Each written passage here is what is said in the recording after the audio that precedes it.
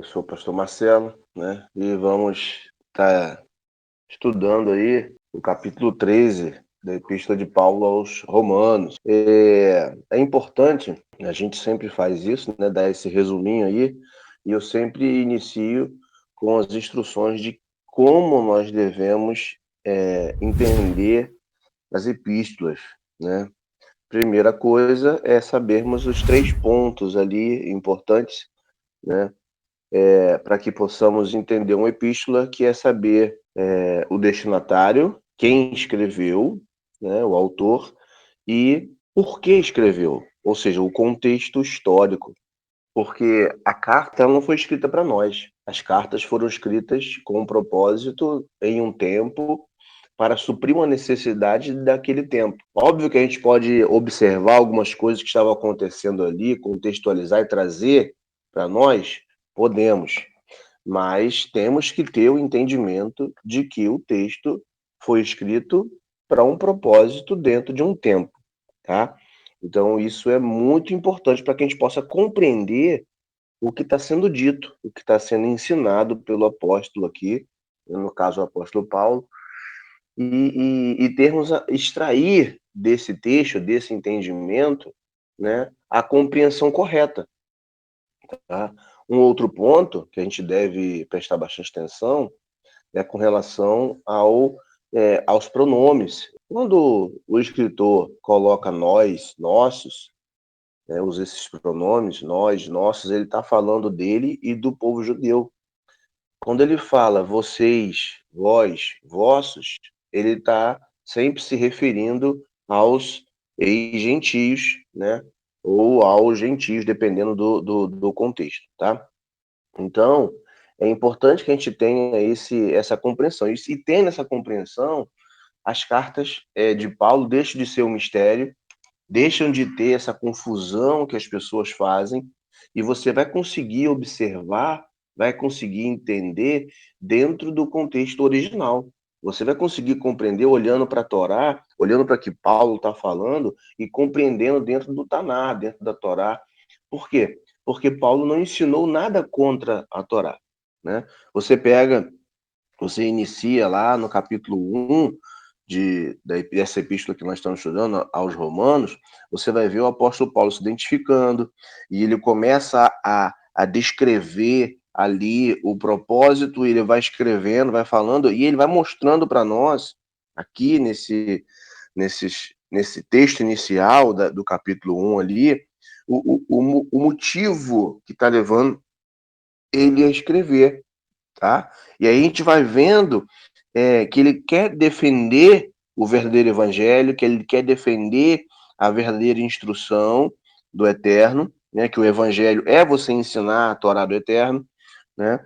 E ele fala até no verso 17, ele faz um midrash, né? E ele fala, ó, como diz o Taná, mas a pessoa que é justa viverá a sua vida por meio da confiança. Confiança a gente sabe que é obediência, né? É firmeza, né? Então, é uma fé com base na obediência. Então, a gente vê que ele começa a mostrar isso daí, e ele vai desenvolvendo o entendimento para os romanos dentro desse contexto, desse conceito. Ele vai pegar o capítulo 2, vai falar sobre. Aí ele vai mostrar no capítulo 2 e capítulo 3 ali que tinha alguns prosélitos no meio do povo. O que é prosélitos? Prosélitos são gentios que se convertem ao judaísmo. Vejam bem, eu estou dando uma ênfase, eles se convertem ao judaísmo, não ao Deus de Israel, né? Eles se convertem à religião, porque eles abraçam aos dogmas que lhes foram impostos. E aí eles se tornam judeus, se vestem como judeus, e aí agem como judeus. E isso, o apóstolo Paulo mostra nesse capítulo 2 e 3 ali, que tinha algumas pessoas ali dentro de Roma, né, dentro da comunidade de Roma, que eram prosélitos, né, e estavam ali forçando, gerando uma situação difícil para esses ex-gentios que estavam se aproximando por causa de Yeshua. estavam se aproximando ao povo, se unindo ao povo de Israel por causa de Yeshua. Então, o apóstolo Paulo mostra, e nesse capítulo 2 e 3, ele fala ali a questão de que quem são os verdadeiros judeus, né? E aí algumas pessoas geram uma confusão em cima disso, né? A gente já explicou isso aí, vocês podem pegar nas aulas passadas e você vai ver quando nós explicamos sobre isso daí. Tá? Aí ele vai avançar para o capítulo 4, né? O capítulo 4 ele começa a falar sobre a fé, a obediência, né, a confiança de Abraham, e ele vai falar que Abraham alcançou ser justificado por causa dessa obediência dele, por causa dessa confiança, tá? Ele perpassa aí pelo capítulo 5, até no capítulo 5, verso 12, ele vai fazer uma introdução do capítulo 7. Então, é importante, outra coisa que é importante a gente notar também nas cartas, que quando elas foram escritas, as cartas não tinham capítulos e versículos, né? Eram cartas comuns, né? Escritas à mão na época. Então, não tinha capítulos e versículos. Então, a gente vê que ele vai desenvolvendo o conhecimento, aquilo que ele quer passar, né? O ensino que ele quer passar para o povo de Roma, e aqui nesse trecho do capítulo 5, ele faz uma introdução para o capítulo 7, que muitas pessoas pegam essa parte, como o capítulo 7, como se fosse uma instrução para casamento, mas não é isso. Ele está falando ainda a respeito da fé de Abraão, a respeito da obediência. Então, até que ele pega aqui no verso 12, capítulo 5, falando assim, olha, tudo funciona da seguinte forma: o pecado entrou no mundo por meio de um indivíduo, e mediante o pecado a morte. Desse modo, a morte passou para toda a raça humana, porque todos pecaram. O pecado já estava presente no mundo antes de a Torá ser outorgada, ou seja, entregue e escrita, porque antes tinha a Torá oral, né? E ele continua, mas o pecado não era contado desse modo enquanto não havia Torá.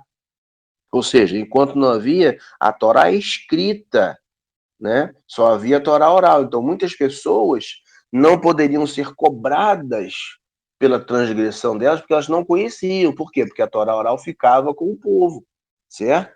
E aí ele desenvolve esse conceito, esse contexto, dentro no final do capítulo 5, capítulo 6, e entra no capítulo 7, dando vamos dizer assim, usando a metáfora aí de um casamento, a mulher que casa com um homem, depois o homem morre e tal, justamente para dizer a ligação que as pessoas têm com a Torá, né? E ele explica, desenvolve esse texto, e ele foi desenvolvendo, né, o contexto da carta.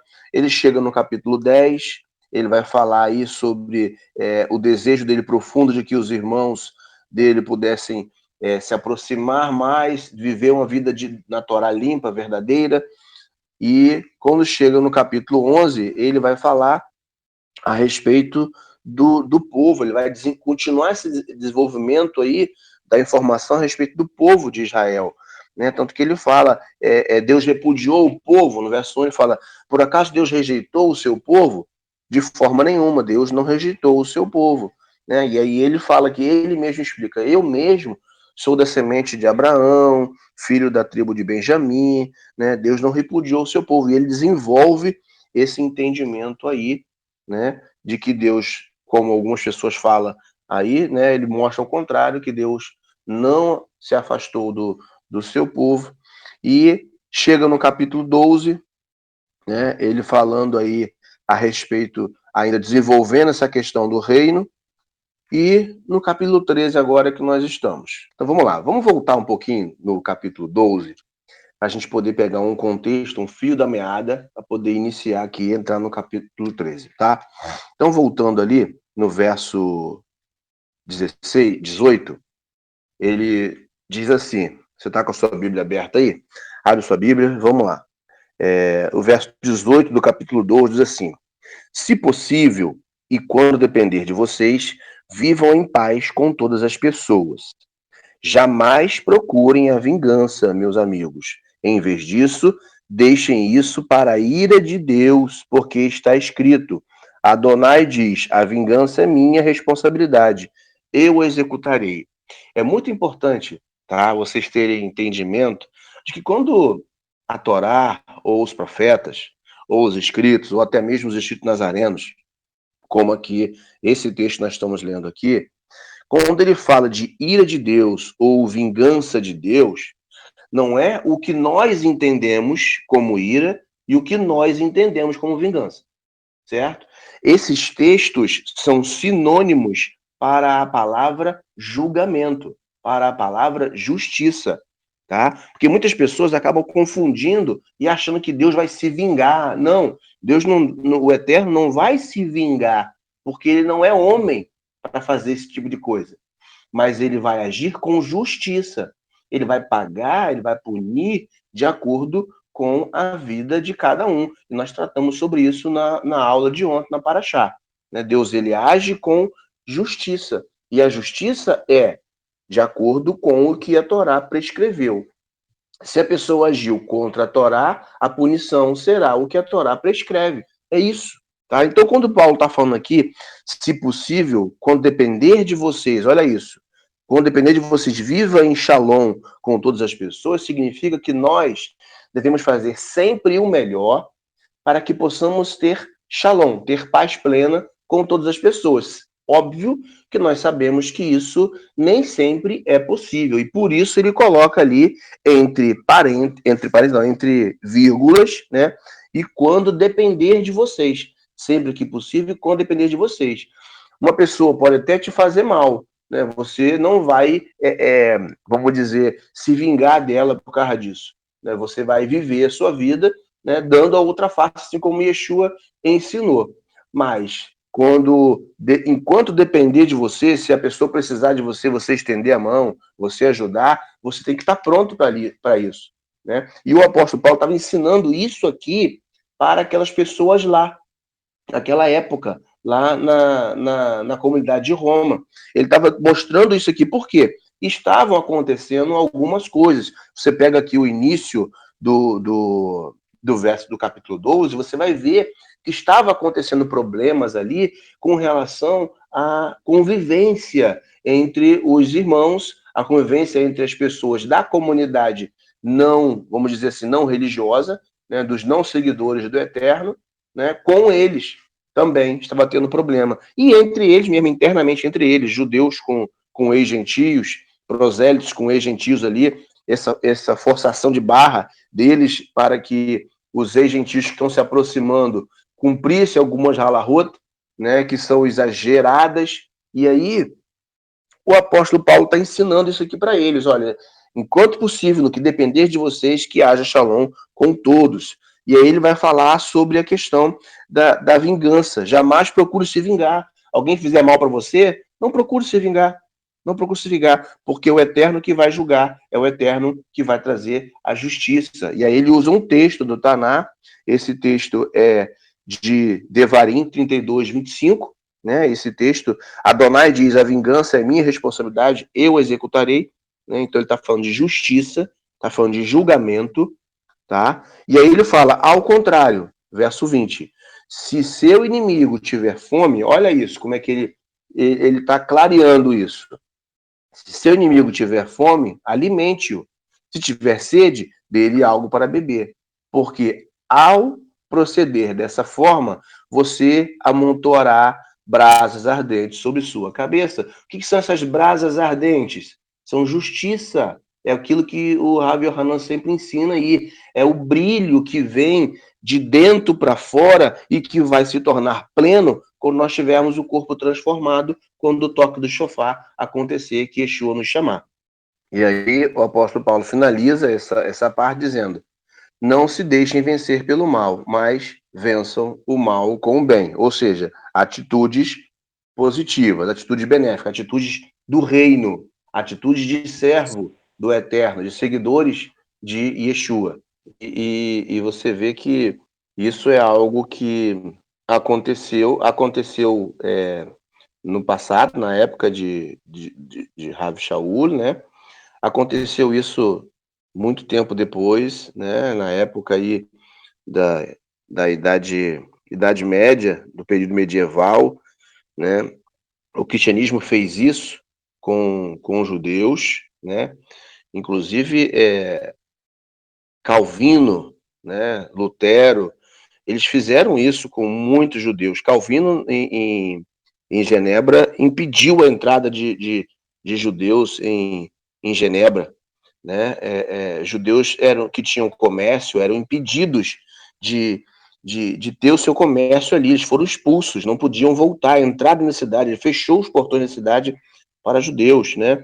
E hoje em dia são pessoas que estão aí, tem um nome dentro do cristianismo aí famoso e tal, mas você vê que fizeram verdadeiras atrocidades, né? Dentro do próprio cristianismo em si houve casos de excomunhão, né? De pessoas que não defendiam os dogmas deles, que eles criavam, e essas pessoas eram excomungadas, eram expulsas da cidade, eram marcadas, eram proibidas de comprar e vender, né? Então tudo isso foi se repetindo no decorrer do tempo e acontece hoje, né? Dentro do próprio contexto judaico entre ortodoxos, quando um judeu ortodoxo tem a visão aberta com relação a Yeshua, ele é praticamente expulso da comunidade. As pessoas deixam de atender, deixam de falar com ele, né? Assim como acontece com os cristãos quando deixam de seguir, de pensar como eles também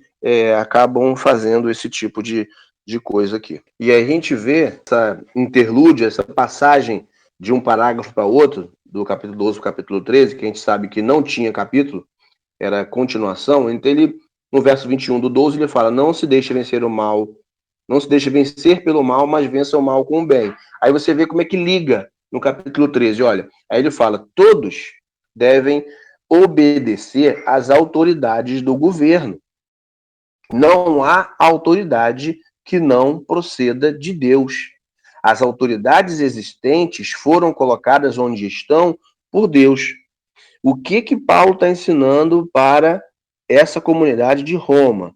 Ele começa falando que para vencer o mal pelo bem, né? E diz para ele por quê? Porque o que estava acontecendo? Estava havendo perseguições por parte do governo. Estava havendo perseguições por parte das autoridades, né? E ele está dizendo que todas as autoridades que existem foram colocadas por Deus, mesmo que elas sejam ruins, mesmo que elas não sejam boas. Por quê? Porque Deus tem o controle de tudo. É isso que Paulo está ensinando para os romanos ali, né? Então não há autoridade que não proceda de Deus. Toda autoridade humana e vamos dizer espiritual, no caso, né, dos malachim, né? Toda autoridade foi instituída pelo Eterno. Então as autoridades existentes foram colocadas onde estão por Deus. Então a gente tem que ter esse entendimento. E Paulo está dando esse entendimento claro para os romanos. Por que ele está falando isso? Para que eles pudessem ter respeito, e mesmo no sentido de ser perseguido, e muitas vezes mortos até, né, por essas autoridades, né, que eles não se voltassem contra, não quisessem se organizar para matar essas pessoas, para se vingar. Por quê? Porque a justiça vem de Deus, como ele falou, versos acima. As tribulações, elas vêm para aperfeiçoar. Que como nós vimos no contexto do povo antes do dilúvio, eles tinham tudo, tinham força, tinham capacidade, tinham altura, tinham estatura, a terra produzia, as coisas produziam tudo fáceis para ele, e o que eles fizeram? Se voltaram contra o Eterno. Então, às vezes, o Eterno permite que certas autoridades se levantem de forma contrária, serem ruins. Para quê? Para que as pessoas possam buscar se refugiar em Deus, buscar refúgio no Eterno, na autoridade do Eterno, que ele é a autoridade suprema. E é isso que Paulo está tentando mostrar aqui. No verso 2, ele fala: portanto, quem resiste à autoridade, uma vez que toda autoridade foi colocada por Deus, quem resiste à autoridade resiste ao que Deus instituiu. E os que resistem trarão juízo sobre si mesmos. Olha só. Então, quem resiste à autoridade, né, por pior que ela seja, estará também trazendo juízo sobre si mesmo. Né? Por quê? Porque está indo contra a vontade de Deus, está indo contra a permissão de Deus. Foi Deus que estabeleceu, foi Deus que colocou, né? Então, o apóstolo Paulo está ensinando isso para aquelas pessoas. Aí o verso 3 ele fala: pois os governantes não são um terror para a boa conduta, mas para a má. E aí, aqui ele especifica numa coisa: os criminosos são perseguidos pelas autoridades. Por quê? Porque eles descumprem a lei. O apóstolo Paulo está trazendo esse teor e fazendo essa comparação. Por quê? Porque as autoridades são terror, perseguem quem descumpre, quem não obedece, quem não vive do jeito correto. Né? Claro que a gente sabe que dentro lá do meio romano existia perseguições simplesmente por eles serem seguidores do Messias. Né? Nós sabemos disso.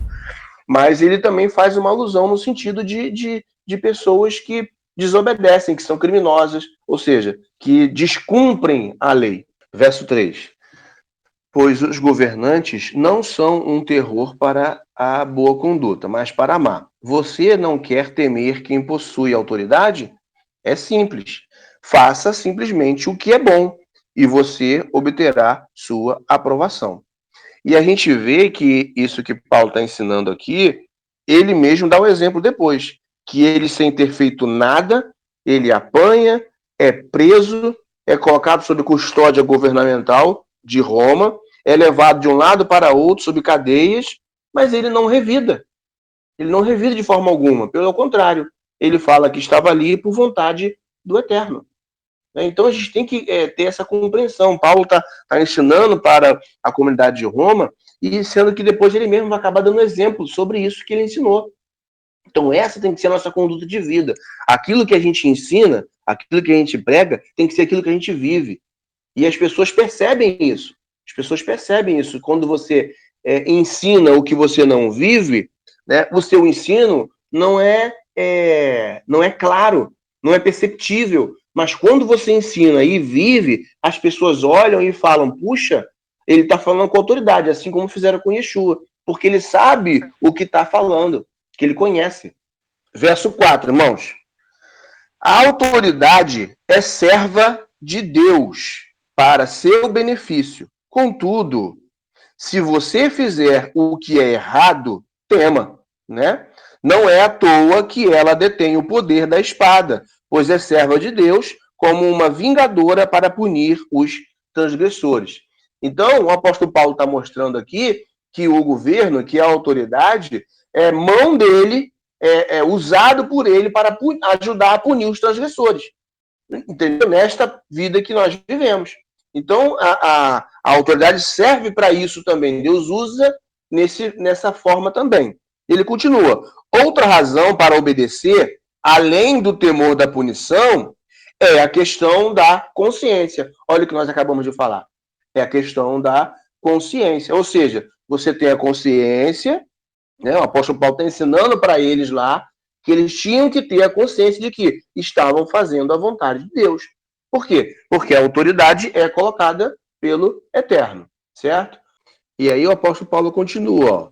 Isso é também motivo pelo qual vocês pagam impostos, pois as autoridades são servidores públicos e sempre cumprem suas incumbências, né? O apóstolo Paulo está me ensinando isso para os romanos naquela época lá. Hoje a gente sabe que isso não é totalmente verdade, que a gente sabe que tem muito servidor público corrupto, né? Mas não vamos deixar de pagar os nossos impostos por causa disso, não vamos deixar de obedecer por causa disso, não vamos deixar de ser servos de Deus perfeitos e justos de acordo com os olhos de Deus por causa disso. E ele continua: paguem o que se deve a todos. Se você deve ao coletor de impostos, pague o imposto. Se você deve ao fisco, pague a dívida. Se você deve respeito a alguém, respeite. Se você deve honra a alguém, honre. Não deva nada a ninguém a não ser o amor recíproco, pois quem ama o ser humano cumpriu a Torá. Ou seja, a gente deve sempre considerar aquilo que Yeshua falou, sempre considerar o outro maior do que nós. certo? Rav Shaul continua. Pois os mandamentos, aí ele vai citar o mandamento da Serat Hadevarim. Não cometa adultério, não mate, não roube, não cobice. E muitos outros estão resumidos nesta única regra. Ame seu próximo como a si mesmo. O que Paulo está fazendo aqui, irmãos? Paulo está tornando, ele está clareando ainda mais aquilo que Yeshua já tinha ensinado no Sermão do Monte, certo? Paulo está trazendo com mais clareza para os romanos ali aquilo que Yeshua já tinha tornado plenamente claro para os judeus que ouviram quando ele pregou. Né? Tanto é que ele fala, olha, o amor não prejudica o próximo, portanto, o amor é a plenitude da Torá. Olha que o Rav Yohanan sempre fala isso aí, né? Que os pilares da Torá são o quê? O amor a Deus e amor ao próximo. O pilar é o amor, né? A plenitude da Torá é o amor a Deus e ao próximo. Quando você ama a Deus e ama ao próximo, você obedece a Deus, você vai ter respeito, vai ter amor, vai ter honra pelo próximo. É o que Rav Shaul está ensinando aqui. E se você ama o próximo, você vai respeitar a autoridade que alguém tem. O que mais você vê hoje em dia, por exemplo, são pessoas que não respeitam autoridades policiais. Por mais corruptas que algumas autoridades policiais sejam, né, eles são dignos de respeito. Mas as pessoas não têm esse respeito. Por quê? Porque estão descumprindo Torá. E você vê isso partindo de pessoas que muitas das vezes acabam dizem que são servos do Eterno, mas desobedecem à autoridade que é instituída pelo próprio Eterno. E essas pessoas, como nós vimos na Midrash profética, serão as pessoas que no futuro, no reino de Yeshua, mesmo não tendo mais Yetzer Hará, mesmo não podendo mais dizer, porque foi o diabo que me fez fazer isso, porque foi não sei o que e tal. Não, tudo isso vai ser tirado. E ainda assim, quando elas forem colocadas diante da autoridade da Torá, diante de Yeshua, e serem ensinadas e fizerem a escolha, vocês vão obedecer ou vocês não vão obedecer? Muitas delas vão falar, não vou obedecer. Então, o apóstolo Paulo está trazendo essa questão aí, né? Que o amor não prejudica o próximo. Portanto, o amor é a plenitude da Torá. Né? Então, se você ensina a amar, você mostra ali que o amor é a base, é a plenitude, é o cumprimento, né? Então, você vai ter respeito pelo próximo, você vai honrar o próximo. E mesmo que esse próximo seja uma autoridade, você vai honrar, vai respeitar, vai obedecer, né? E vai aprender, vai ensinar a obedecer uma autoridade, seja ela policial, seja ela militar, seja ela política. Por quê? Porque você sabe que foi Deus quem instituiu. Além de tudo isso, vocês sabem em que ponto da história estamos. Por isso, já é tempo de vocês serem despertados do sono, pois a libertação está mais próxima do que quando começamos a confiar. Então, olha o que Rav Shaul está falando. No meio da carta dele, ele faz um apontamento profético. E ele fala, olha, irmãos, vocês estão vendo, eu estou falando sobre amor, sobre honrar governos e tal, por quê? Vocês sabem em que ponto da história estamos. Ou seja, estamos aqui no meio do caminho. Estamos mais próximos de ver a redenção, de ver o reino do Eterno entrando e iniciando, do que estávamos no início, do que os profetas. Né? Ou seja, o que ele está dizendo? Nós temos que nos preparar. Né? Paulo estava ensinando isso para os romanos. E aí, quanto mais para nós hoje que estamos lendo esse escrito de Paulo, nós estamos ainda mais próximos do que ele jamais esteve. Então, nós precisamos ter essa compreensão. Quando Paulo está falando isso aqui. Aí ele pega, verso 12. A noite está acabando. Olha só isso. A noite está acabando. E o dia já chega. Olha só isso aqui. Olha o apontamento profético. A noite está acabando, ou seja, o período dos 6 milênios está acabando. O período de tribulações, de perseguição, de angústia está acabando. o dia está chegando. O que representa o dia? Representa o 7º milênio, a luz chegando ao mundo, né? A luz do eterno através da vida justa de Yeshua governando o planeta. É disso que ele está falando. Aí ele diz, ó, deixemos de lado os atos das trevas e armemo-nos com as armas da luz. Quais são as armas da luz que Paulo está falando aqui, irmãos? Obediência à Torá, vida justa.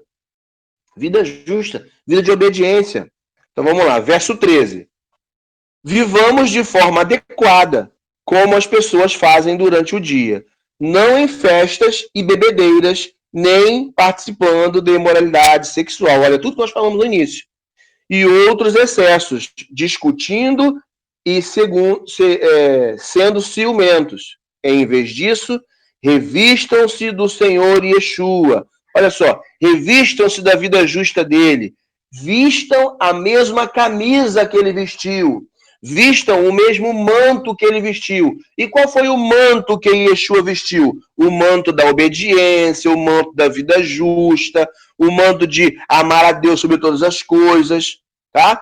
E aí ele fala, não desperdicem o tempo para pensar sobre como agradar aos desejos pecaminosos da velha natureza. Ou seja, não desperdice tempo parando para pensar se você deve ou não fazer uma coisa que desagrada a Deus. A sua decisão tem que ser logo de cara, não vou fazer.